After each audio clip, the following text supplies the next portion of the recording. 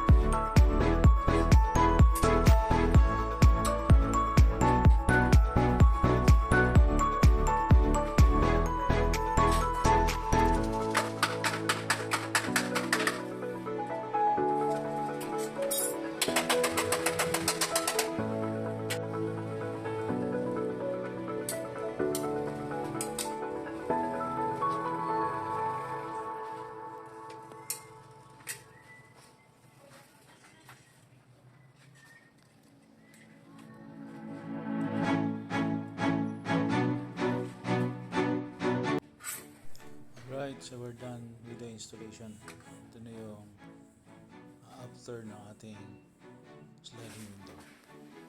Thank you for watching and DIY page.